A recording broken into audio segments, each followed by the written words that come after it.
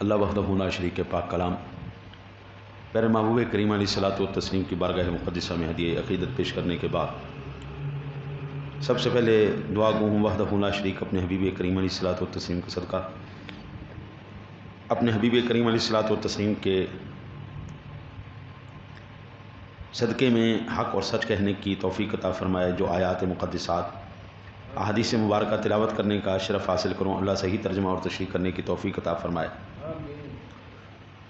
کریم آقا جی علیہ الصلوۃ والتسلیم کے صدقے میں اللہ جو بیان کروں، اللہ سننے سنانے کے بعد آپ کو مجھے اس پر عمل کی بھی توفیق نصیب فرمائے۔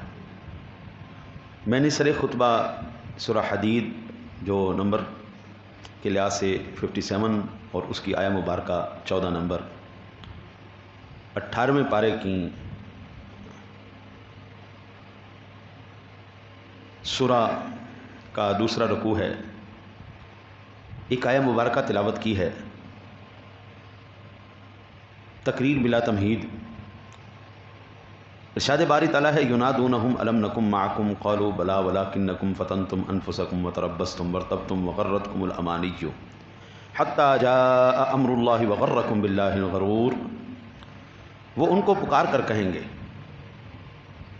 منافق مومنوں کو پکار کر کہیں گے، کیا ہم دنیا میں تمہاری سنگت میں نہ تھے؟ ہماری دوستی نہیں تھی؟ ہم کٹھے اٹھتے بیٹھتے تھے؟ وہ کہیں گے کیوں نہیں، ہمارے ساتھ ہی تھے تم، لیکن تم نے اپنے آپ کو فتنے میں مبتلا کر دیا۔ اب یہ منافقت کو اللہ نے فتنہ قرار دیا ہے، فتنے میں مبتلا کر دیا، اور تم منتظر رہتے تھے۔ اللہ اکبر، اللہ اکبر۔ قرآن کہتا ہے کہ وہ کہیں گے کہ تم منتظر رہتے تھے ہمارے نقصان اور برائی کے، یعنی یاری انہوں نے اس لیے لگائی تھی تاکہ وہ نقصان پہنچا سکیں۔ بندہ کبھی مار خود نہیں کھاتا، اس کو اس کے یار مروا دیتے۔ بندہ خود مار نہیں کھاتا۔ چنگیاں دے لڑ لگیاں میرے جھولی پھل پے، مندیاں دے لڑ لگیاں اگلے بھی ڈل گئے۔ ہاں جی، کیا کہتے ہیں؟ صحبت صالح ترا صالح کند، صحبت طالح ترا طالح کند۔ اللہ، پھر قرآن کہتا ہے کہ تم شک کرتے تھے، یعنی نبوت محمدی صلی اللہ علیہ وسلم اور دین اسلام میں کو دیکھی جائے گی، دین کیا ہوتا ہے دیکھی جائے گی۔ یہ سارے مولویوں کی باتیں ہیں، اس میں کوئی نہیں، کرو کرو جو دل کرتا ہے وہ کرو۔ اسلام میں بھی شک کرتے تھے اور نبوت محمدی میں بھی شک کرتے تھے، اور باطل امیدوں نے تمہیں دھوکے میں ڈال دیا تھا، یہاں تک کہ اللہ کا امر، اللہ کا امر کیا ہے؟ موت، یہ اللہ کا امر ہے، اس کا امر آ پہنچا اور تمہیں اللہ کے بارے میں دغا باز شیطان دھوکہ دیتا رہا۔ یہ قرآن پاک نے پہلے فتنے کا ذکر کیا ہے۔ آج میں جو فتنے اس وقت ہمارے معاشرے میں چل پھر رہے ہیں، میں ان کا آج ذکر کروں گا۔ جتنا میرے رب نے چاہا اور جیسا چاہا، میں اس سے مدد طلب کرتا ہوں کہ کرم فرمائے، میری زبان پر حق جاری فرمائے، اور میں اپنے سننے والے کو ایک بہترین موتیوں سے بھرا ہوا گلدستہ پیش کروں، ان کے دامن اس سے منور ہوں۔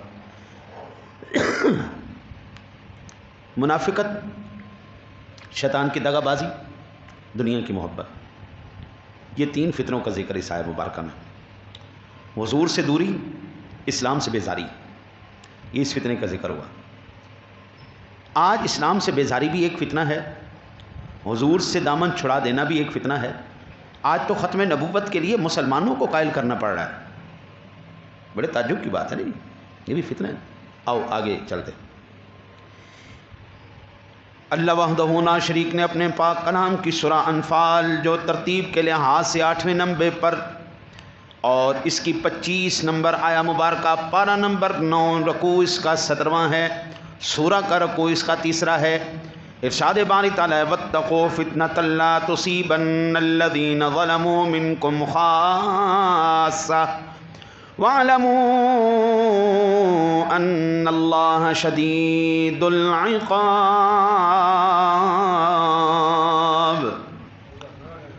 ارشاد باری تعالیٰ ہے، اور اس فتنے سے ڈرو جو خاص طور پر صرف ان لوگوں کو ہی نہیں پہنچے گا جو تم میں سے ظالم ہیں، بلکہ اس ظلم کا ساتھ دینے والے اور اس پر خاموش رہنے والے بھی انہی میں شریک کر لیے جائیں گے۔ اور جان لو کہ اللہ عذاب میں سختی فرمانے والا ہے۔ بندہ جو ظالم ہے وہ تو ظالم ہے ہی، وہ تو مار کھائے گا اللہ کے عذاب کا شکار ہوگا۔ قرآن نے یہ بھی بتا دیا ظلم کا ساتھ دینے والے بھی اس کے ساتھ شامل ہیں، صرف وہ لوگ شامل نہیں۔ وَاتَّقُوا فِتْنَةً لَا تُصِيبَنَّ الَّذِينَ ظَلَمُوا مِنْكُمْ خَاصَّةً، بلکہ وہ لوگ بھی شامل ہوں گے ان کے اندر جو لوگ ظلم دیکھ کے خاموش رہے تھے۔ قبلہ آج برائی جو بڑھ گئی ہے وہ برے لوگوں کی وجہ سے نہیں بڑھی، برائی برے لوگوں کی وجہ سے نہیں بڑھی، برائی اچھے لوگوں کی خاموشی کی وجہ سے بڑھی ہے۔ اچھے لوگ خاموش کیوں ہو گئے؟ آپ کے محلے کے اندر کیا سارے ہی بدماش ہیں؟ کہ سارے لچے لفنگے ہیں؟ کہ سارے کان ٹوٹے ہیں؟ محلے کے اندر ایک آدھا بدماش ہوتا ہے جی، سارے بدماش نہیں ہوتے۔ پوری گلی کے اندر ایک بدتمیز آدمی ہوتا ہے جی، ایک بدماش ہوتا ہے جی، سارے بدماش نہیں ہوتے۔ اگر سارے محلے والے چپ کر جائیں، مجرمانہ خاموشی اختیار کر لیں، تو وہ ہی ایک بدماش پورے محلے کے اوپر جو ہے وہ بھاری پڑ جاتا ہے، پوری گلی پہ وہ بدماش بھاری ہوتا ہے۔ وہ کہتے دفع کرو جی، کیا گندے منہ لوگوں کے منہ لگنا، دفع کرو جی، وہ بدماش آدمی، بدتمیز آدمی، کیا اس کے منہ لگنا جی۔ ایمان سے بتاؤ، اگر اس گلی کے اندر 15 گھر ہیں تو 15 گھروں کے سربراہان آ کے اس سے بات کریں، کیا ایک شخص 15 لوگ نہیں سنبھال سکتے؟ 15 لوگ آ کے اس سے کہے خبردار بھائی، کوئی بدماشی نہیں، کوئی بغیرتی نہیں، ہمارا محلہ اس گندگی سے پاک رکھو، خبردار گیٹ آؤٹ، اگر تم نہیں آ رہے نا شرافت سے رہو۔ ہر محلے والے اپنے اپنے گلی کے گنڈے کا منہ دبوچیں، اس کی گردن دبوچیں، پھر ہر شہر والے اپنے شہر کے گنڈوں کا گلا دبوچے۔ ایمان سے بتاؤ برائی پنپ سکتی ہے؟ برائی نہیں پنپ سکتی قبلہ۔ اس وقت پورے پاکستان کے اندر 300 400 حد 500 لوگ ہیں فراڈیے، جو نامور فراڈیے ہیں۔ انہوں نے پورے ملک پاکستان کے لوگوں کو، عوام کو، 25 کروڑ عوام کو مصیبت میں ڈال کے رکھا ہوا۔ 25 کروڑ عوام اپنے حق کے لیے ہو جائے کھڑی، 500 بندے کی جرت کیا ہے قبلہ؟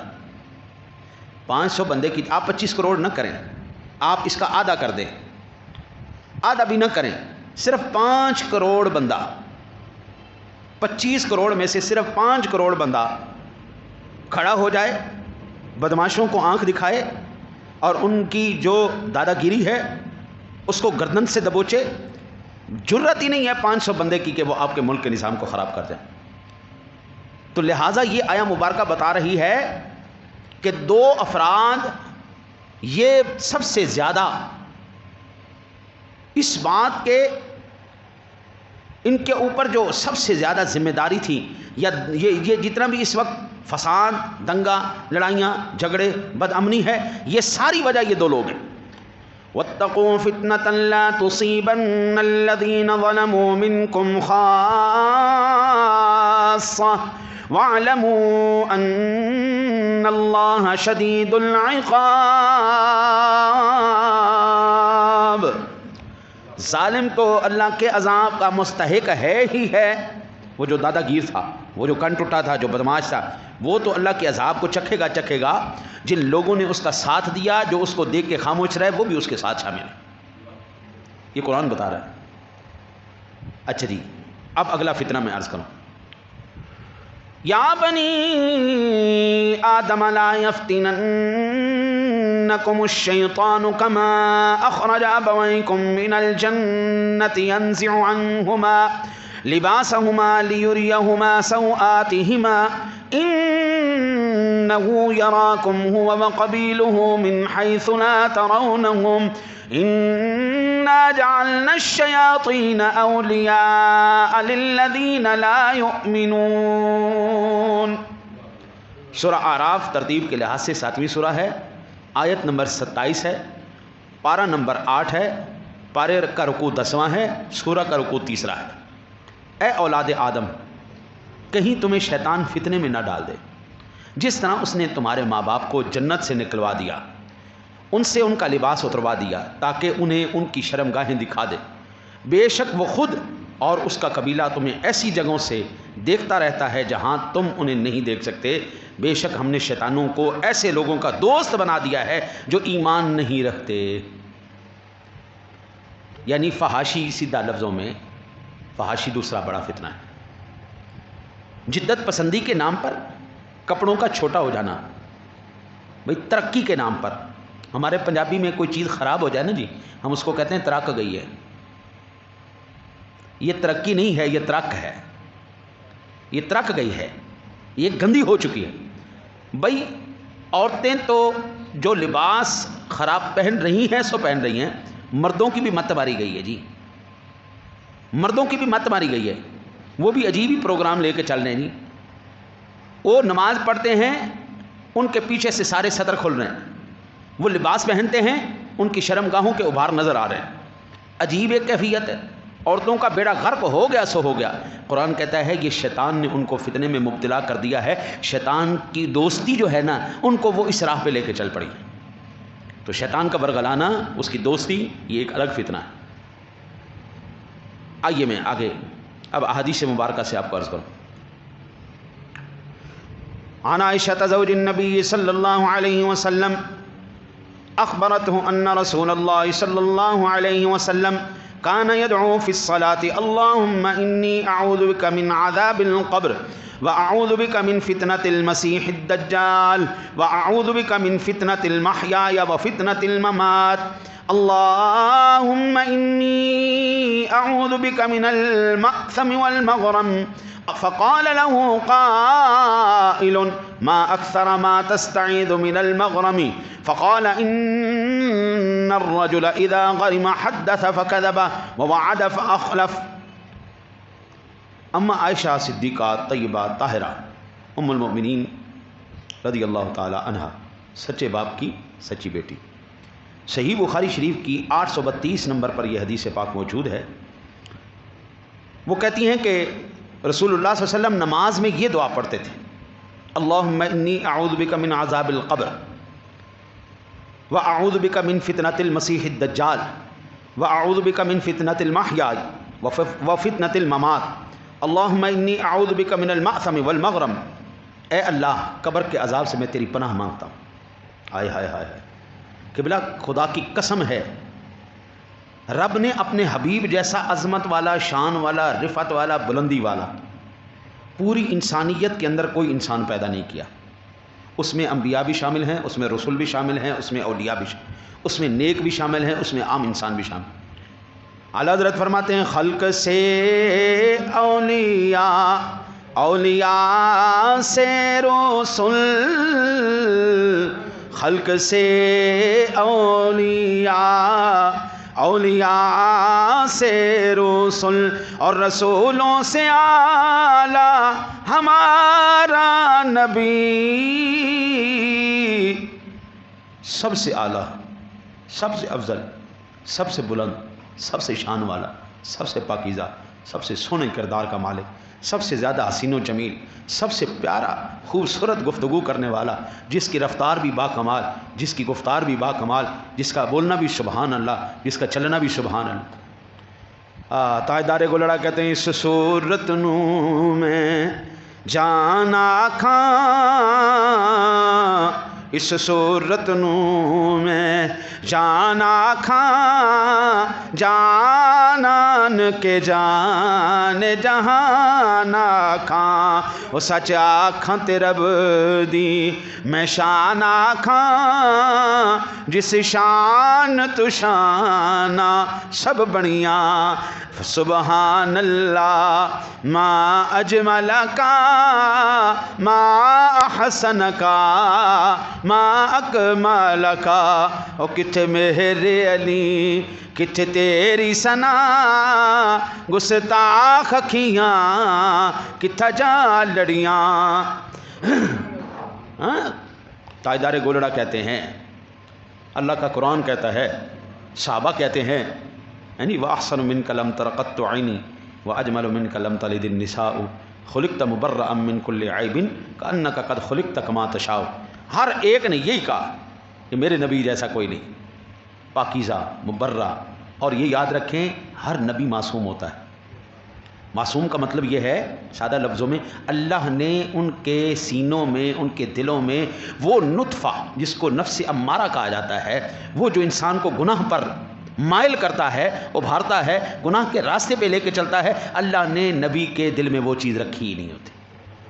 نبی معصوم، اور میرا نبی تو امام المعصومین ہے، تاج المعصومین ہے، خاتم المعصومین ہے. اب وہ دعا کیا کر رہے ہیں؟ اللہم انی اعوذ بک من عذاب القبر. ایمان سے بتائیں حضور یہ ہمارے لیے کر رہے ہیں یا اپنے لیے کر رہے ہیں؟ اللہم انی اعوذ بک من عذاب القبر، اے اللہ مجھے عذاب قبر سے محفوظ فرما، اے اللہ میں پناہ مانگتا ہوں عذاب قبر سے. وَأَعُوذُ بِكَ مِن فِتْنَةِ الْمَسِيحِ الدَّجَّالِ، اے اللہ میں دجال کے فتنے سے تیری پناہ مانگتا ہوں. بھائی دیکھو اس دور میں ہر وہ چیز جو تجھے اللہ سے دور کر دے وہ فتنہ مسیح دجال ہے. اس کے رسول سے دور کر دے، اللہ سے دور کرے، اللہ کے رسول سے دور کرے، دین سے دور کرے، اسلام سے دور کرے، یہ دجال کا فتنہ ہے. میں ایک موٹی سی مثال آپ کو عرض کروں.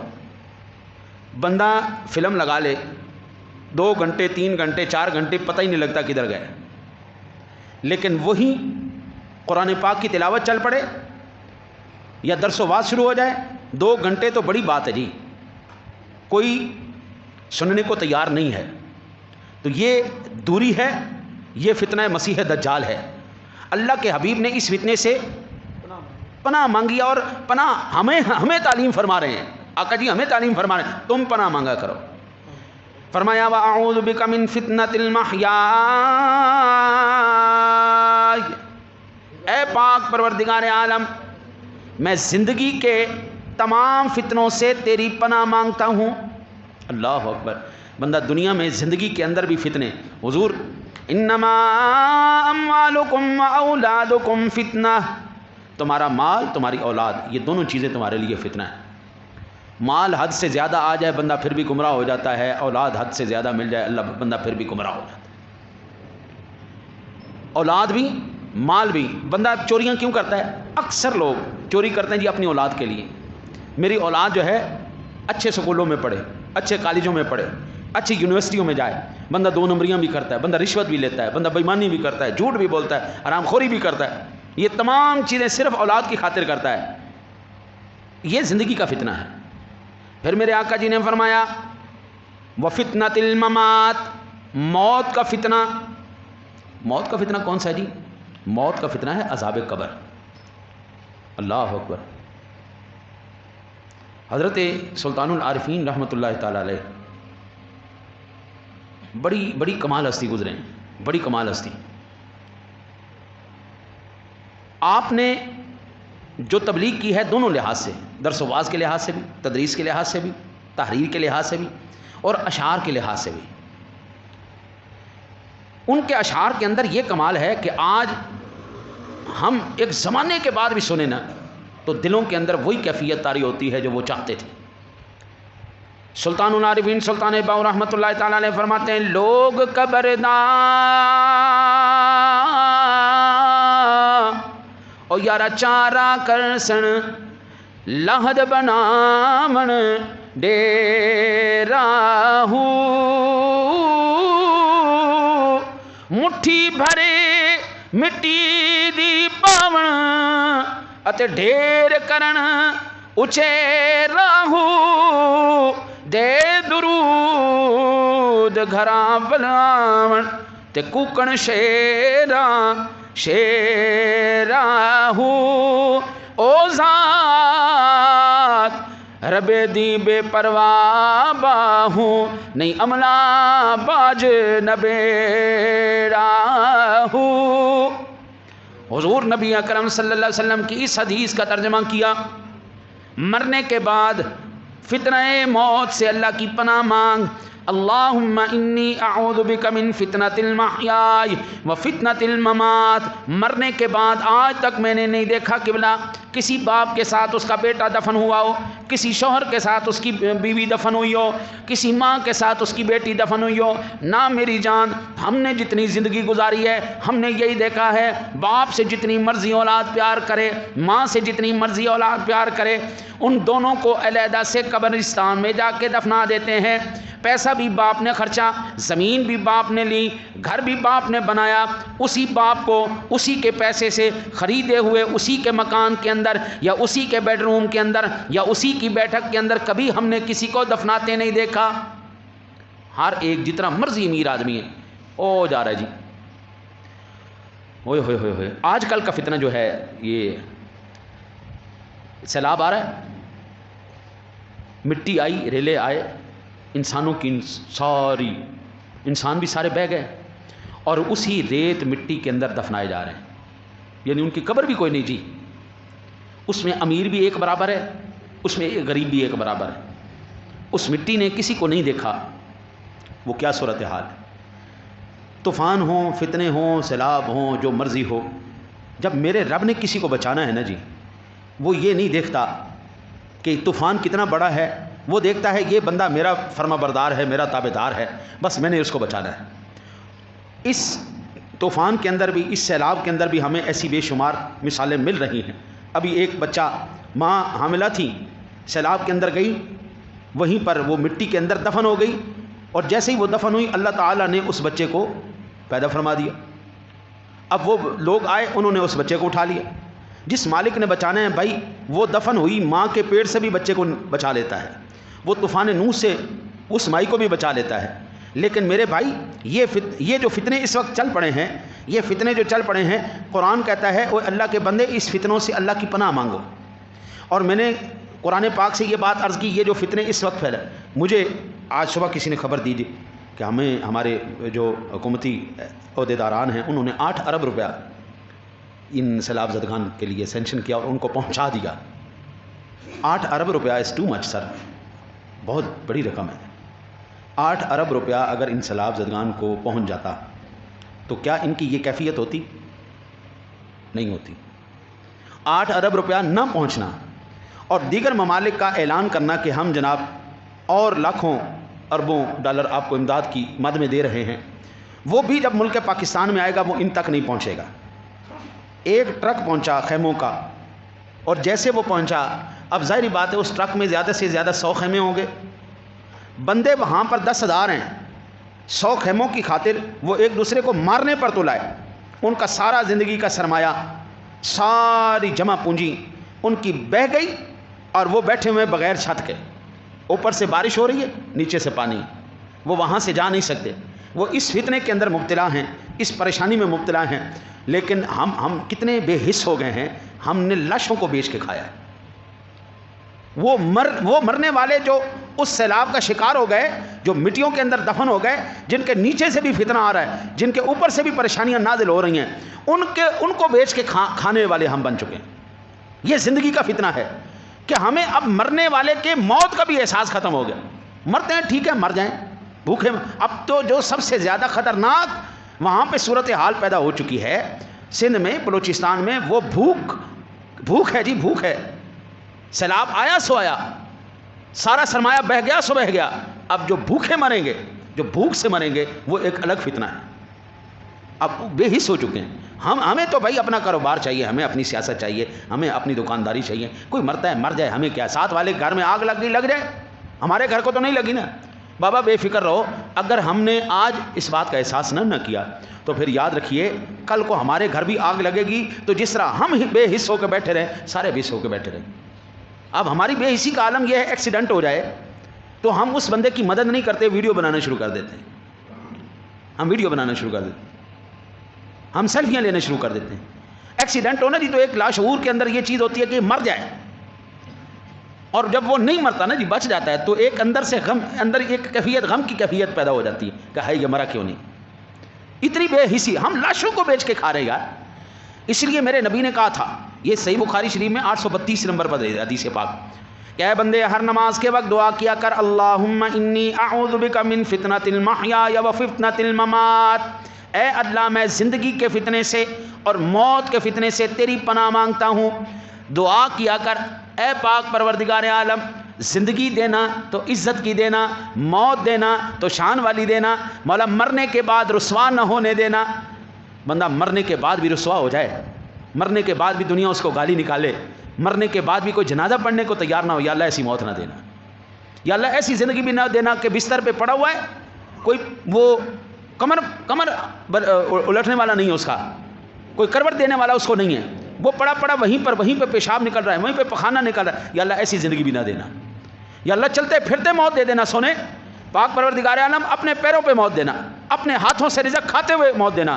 مولا ہمیشہ رزق حلال کما کے، اور مولا کریم اس کو اپنے اوپر استعمال کرنے کی توفیق بھی دینا. یا اللہ ایسی موت نہ دینا کہ ہواؤں میں جائیں، اڑ جائیں اور بوٹی بوٹی ہو جائے، پتہ ہی نہیں چلے، جنازہ ہی کوئی نہیں، کفن ہی کوئی نہیں. یا اللہ ایسی گمنامی کی موت نہیں دینا. کتنے مر گئے، کتنے دب گئے، کتنے اس وقت بے نام و نشان ہو گئے، یا اللہ ایسی موت بھی نہ دینا. مولا ایسی زندگی بھی نہ دینا جو جانوروں سے بدتر ہو جائے. اے پاک پروردگار عالم، پھر اللہ کے حبیب نے فرمایا، اللہم انی اعوذ بک من المأثم والمغرم، اے پاک پروردگار عالم، دجال کے فتنے سے تیری پناہ مانگتا ہوں. اے اللہ میں تیری پناہ مانگتا ہوں گناہوں سے اور قرض سے. یا اللہ گناہوں سے اور قرض سے.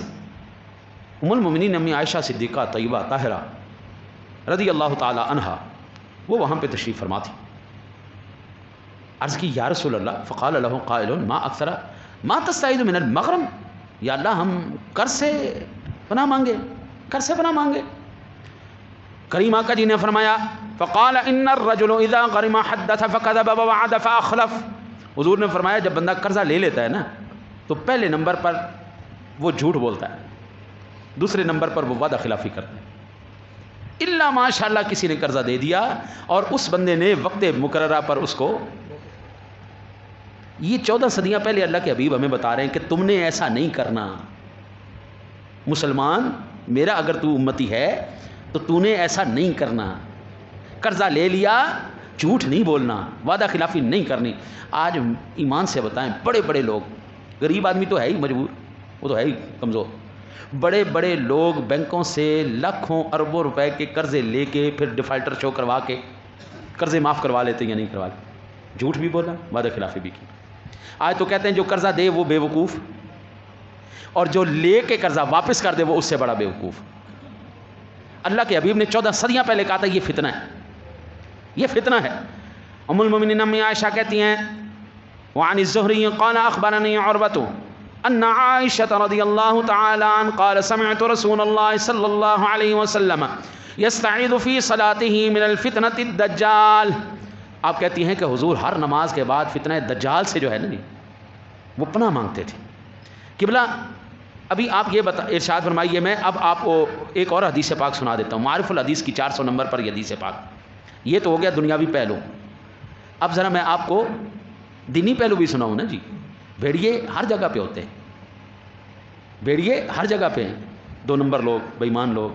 میں نے ایک دن شیخ سے کہا، اپنے استاد سے کہا، ہم اپنے استاد کو شیخ کہتے تھے، شیخ یہ بتائیں، شیخ یہ بتائیے، آج مولوی بڑے چور ہو گئے ہیں، مولویوں نے چوریاں بڑی شروع کر دی.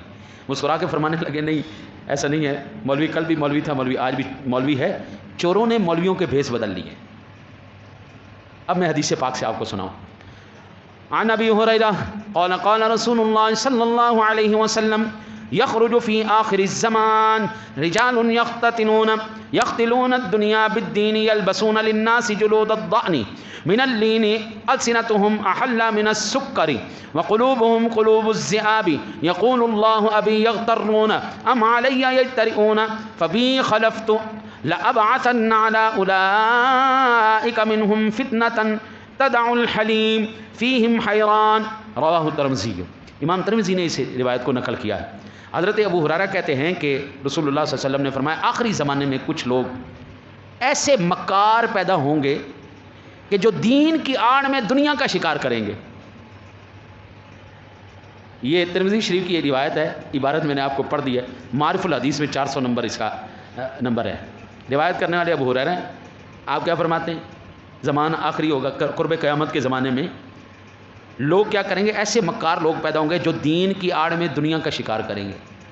اب تو بھائی مولوی مرتا ہے نا جی، تو اربوں روپے ان کے ایک ایک اکاؤنٹ سے نکلتے ہیں۔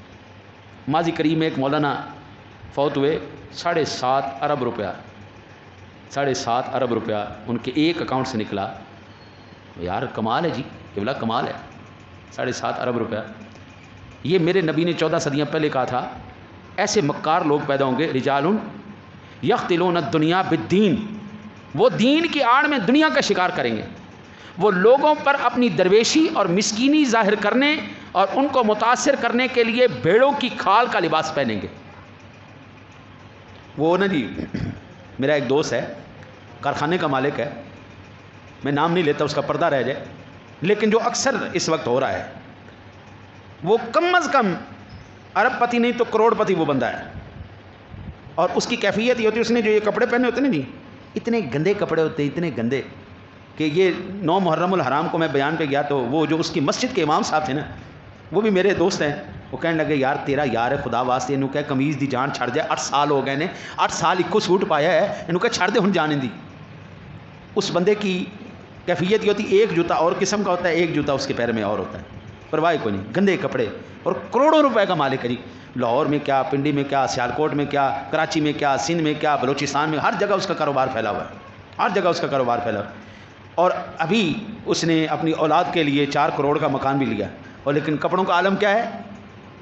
اس لیے لوگ اس کو غریب سمجھیں، مسکین سمجھیں۔ یہی چیز جو ہے وہ اب درویشوں کے اندر آ رہی ہے۔ درویشوں سے مراد جو مذہبی شخصیت دھارنے والے مکار فراڈیے 2 نمبر 420، انہوں نے بیڑوں کی کھالیں اوڑھ لی۔ اللہ کے حبیب نے فرمایا ان کی زبانیں شکر سے بھی زیادہ میٹھی ہوں گی۔ ہاں جی، شکر سے بھی زیادہ، جی ماشاء اللہ سبحان اللہ ماشاء اللہ جی، اللہ کے دین کا کھانے نکالو جی، جیب سے نکالو ماشاء اللہ ماشاء اللہ، ہاں جی، شکر سے بھی میٹھی زیادہ، یہ اللہ کے حبیب کہہ رہے ہیں شکر سے بھی زیادہ میٹھی زبانیں۔ او بھائی میں حیران ہوں، بندہ پیر بنتا ہے، 4 سال بعد پیر صاحب کے نیچے لینڈ کروزر آ جاتی ہے، مرید وہیں کا وہیں کھڑا ہے۔ علامہ اقبال رحمۃ اللہ تعالیٰ علیہ، یہ من کمری روڈ پہ جب ان کا ابھی بھی گھر ہے، یہاں پہ نا ان کو ایک پیر صاحب ملنے کے لیے آئے، اور اقبال صاحب کہتے ہیں جی اسی مرید وہ نا پیر صاحب کا ایک مرید کو پتہ چلا کہ میرے پیر صاحب اقبال کو ملنے آ رہے ہیں تو میں بھی جاؤں۔ وہ بھی چلا گیا، جا کے نا جی اس مرید نے 10 روپے، اس وقت 10 روپے بڑی چیز تھے، دمڑیاں چلتی تھی اس وقت، موری والے پیسے، یعنی تو 10 روپے اس نے پیر صاحب کو دیا، اور اس نے کہا پیر صاحب دعا کریں 100 روپیہ میرے اوپر قرض ہے، اللہ تعالیٰ وہ قرض مجھے جلدی سے ادا کرنے کی توفیق دے دے۔ جب یہ بات مرید کی سنی تو علامہ اقبال مسکرائے، تیرے لب مسکرائے۔ یہ ولی ہوتے بڑے چلاک ہیں، کوئی بھی بات ہو ٹک کر کے ان کو پتہ چل جاتا ہے، پیر صاحب کو فوراً بتانا ہے۔ اقبال مسکرائے، خیر مرید چلا گیا تو اس نے ولی کہنے لگا، پیر صاحب کہنے لگے اقبال تو مسکرائے کیوں؟ کہا میں مسکرائے اس لیے ہوں کہ جب آپ کے پاس وہ آیا تھا 100 روپے کا مقروض تھا، اور جب آپ سے مل کے جا رہا ہے اب بیچارہ 110 روپے کا مقروض ہو گیا۔ ہمارا عالم یہ ہو چکا ہے، ہم پیر صاحب کو ملنے جاتے ہیں نا جی، تو پیر صاحب سے پہلے اگر کوئی ایویں بیچارہ نواں ہوئے جنہوں پیری آندھی نہ ہوئے، وہ کہندا ہے جا لاچیاں لے آ، دودھ لے آ، تے جناب زعفران لے آ، تے یہ چیزاں لے آ، پھر تیرا کام ہوئے گا، تویز لکھاں گے، اسی چلا کریں گے، اسی اس طرح کام ہے جی۔ اگر تھوڑا سا وہ ایکسپیرینس پیر صاحب ہو جائیں تو پھر وہ 50,000 لاکھ روپیہ 2 لاکھ روپیہ پھر اس کے اوپر ڈیمانڈ ہوتی ہے۔ اور اگر وہ بالکل سینئر قسم کا پیر صاحب ہو، یہ میں نے خود کانوں سے سنا ہوا ہے جی، پھر وہ کہتے ہیں جی اب ہم نے یہ کام کرنا ہے 1 ارب روپیہ چاہیے جی، پھر وہ چھوٹی ڈیمانڈ نہیں رہتی، جتنا بڑا پیر ہوگا۔ اچھا مرید 10 سال پہلے بھی وہیں کھڑا تھا، 10 سال بعد مرید ہوئے، اور پیری مریدی کا کام یہ تھا اللہ کے بندے جو غریب آئے جو امیر آئے وہ دونوں تیرے بیٹوں کی طرح ہے، وہ دونوں تیری اولاد کی طرح ہے، امیر سے لے غریب کو دے، امیر سے لے غریب کو دے، امیر کی جیب سے نکلوا غریب کی جیب میں ڈال۔ ہمارے جتنے بھی پیر گزرے ہیں، جتنے بھی بڑے گزرے ہیں، ان کی کیفیت دیکھیں اور آج کے لوگوں کی کیفیت دیکھیں. آج تو بھائی جس کے جتنے باڈی گارڈ، جتنی بڑی گاڑی، وہ اتنا بڑا پیر صاحب. آگے سنیں، میرے آقا نبی اکرم صلی اللہ علیہ وسلم نے فرمایا ان کی زبانیں شکر سے زیادہ میٹھی ہوں گی مگر ان کے سینوں میں بھیڑیوں کے دل ہوں گے. دل میں کوئی احساس ہے ہی نہیں جی. وہ غریب آدمی آئے نا جی، میں ایک بڑا آستانہ ہے ادھر جی، بہت بڑا آستانہ ہے، نام نہیں لیتا، جو سمجھ گئے سندر شریف میں. وہ پیر صاحب نا جی، ان کے جب اب گدی نشین جو آئے ہیں، اتنی بڑی ٹوکری رکھی ہوتی جی، وہ آتے ہیں جو بھی آتے ہیں وہ نوٹ دیتے ہیں جی، اور پیر صاحب نوٹوں کے اوپر نظر رکھتے ہیں، پوری بالٹی کے اندر نوٹ. ہم تو جمعے والے دن چندہ بھی لیں تو پھٹے ہوئے نوٹ جیب میں آتے ہیں جی، تو بعد میں سوچ رہے ہوتے ہیں اب یہ چلائیں کہاں. تو وہ جناب نوٹ دیکھ رہے ہیں، جو بڑا نوٹ دیتا ہے نا جی اس کو 2 منٹ دیتے ہیں، اس کو 2 منٹ دیتے ہیں. جو بڑا نوٹ نہیں دیتا نا جی، یہ خالی ہاتھ کرتا ہے، وہ پہلے ہی سوال ہوتا ہے نمازیں تیری پوری ہیں؟ چل جا پہلے نمازیں پوری کر کے چل جا، جاؤ دوڑ جاؤ. اس کو ٹائم ہی کوئی نہیں. جو سرمایہ دار آیا اس کو ساتھ بٹھا لیا، ادھر بیٹھو جی قبلہ ادھر بیٹھو. یہ حضور نے 14 صدیاں پہلے کہا تھا، یہ ترمذی شریف کی حدیث پاک ہے اور یہ حدیث صحیح ہے. اچھا، حضور نے فرمایا ان کے دلوں کے اندر بھیڑیوں کے دل ہوں گے. ان کے بارے میں اللہ تعالیٰ کا فرمان ہے کیا یہ لوگ میرے ڈھیل دینے سے دھوکہ کھا رہے ہیں؟ یہ سمجھتے ہیں جی پیسہ آ ہی جا رہا ہے، مکان بنے جا رہے ہیں، زمینیں بنی جا رہی ہیں. وہ ناراض نہ ہونا یار. شوف سرکار بھی ایک نئے مارکیٹ میں نئے وہ آتے ہیں نا جی، نئے پروڈکٹ لانچ کرتی ہے کمپنی. تو اس کمپنی کا ایک نیا پروڈکٹ لانچ ہوا تھا، وہ شوف سرکار 8 کروڑ روپے کا کوئی مرید اس کو چونا لگا گیا. یعنی پھر اس طرح چونے بھی کروڑوں روپے کے لگتے ہیں. وہی بے عین ہی وہی چیزیں جو حضور نے صدیوں پہلے کہی تھی، صدیوں پہلے وہی چیز بے عین ہی اسی طرح ہوتی جا رہی.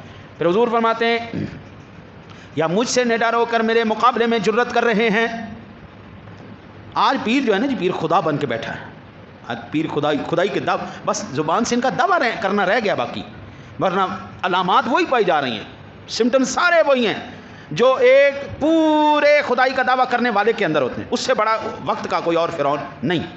پھر میرے آقا نے فرمایا پس مجھے اپنی قسم ہے کہ میں ان مکاروں پر انہی میں سے ایسا فتنہ کھڑا کروں گا جو ان کے عقل مندوں اور داناؤں کو بھی حیران بنا کے چھوڑے گا.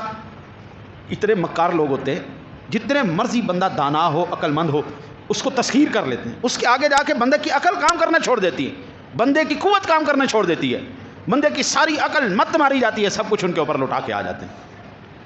وہ اللہ تعالیٰ آپ کو سب کو سلامت رکھے.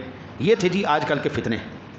ہم سے یہ نہیں پوچھا جانا کہ تم نے کتنے بڑے مکان بنائے تھے، کتنی بڑی کوٹھیاں تم نے بنائی تھیں، کتنی بڑی مسجدیں بنائی تھیں. اللہ یہ پوچھے گا حقوق ادا کیے تھے یا نہیں کیے تھے.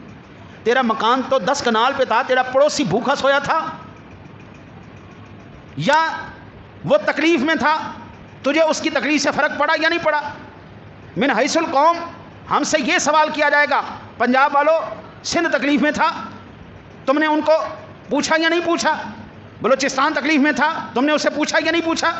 من حیث القوم ہمارے تمام ارباب اقتدار سے بھی یہی سوال کیا جائے گا کہ تم تو اپنے آنے جانے کی ویڈیو بنوا رہے تھے، ادھر قوم موت کا شکار ہو رہی تھی، ادھر قوم تکلیفوں میں مبتلا تھی، اور تمہیں اپنی سیاست چمکانے کی پڑی ہوئی تھی، ہمیں اپنے کاروبار چمکانے کی پڑی ہوئی تھی. یار مجھے پتہ چلا جی پاکستان فوج نے، پاک فوج نے اپنی تنخواہیں ایک دن کی 3 دن کی جو ہے سیلاب زدگان کے لیے وقف کی. میں نے دعا کی یا اللہ جس طرح انہوں نے وقف کی ہیں بیائی نہیں اسی طرح ان حقداروں تک وہ پہنچ جائیں. ایسا نہ ہو کہ جس طرح 8 ارب روپیہ ان غریبوں کے نام پر پہنچ چکا ہے جو 1 روپیہ بھی نہیں ملا، ایسا نہ ہو کہ ان غریبوں کی محنت کی جو ہے وہ تنخواہیں بھی راستے کے اندر ہی کہیں گم شم نہ ہو جائے، وہ اس کا شکار نہ ہو جائے. دعا کرو یار اس وقت مجموعی طور پر اللہ تعالیٰ سے توبہ کرنے کی. جہاں پر کبھی بارش کا قطرہ نہیں گزرا وہاں پر اس وقت موسلا دھار بارشیں ہو رہی ہیں. جن صحراؤں میں کبھی پانی کا منہ نہیں دیکھا وہاں پہ سرسبز و شاداب پودے اگ رہے ہیں. جناب یہ کیفیت گڑبڑا گئی. اب آپ کو پتہ نہیں چل رہا ہم فصل اگائیں کس ٹائم، ہم دانے لگائیں کس ٹائم، ہم چاول لگائیں کس ٹائم. وہ سارے موسم گڑبڑ ہو گئے ہیں اور یہ صرف ایک صورت میں ہی ٹھیک ہو سکتے ہیں، اجتماعی طور پہ توبہ کی جائے. اللہ سے دعا ہے اللہ آپ کو مجھے عمل کی توفیق عطا فرمائے.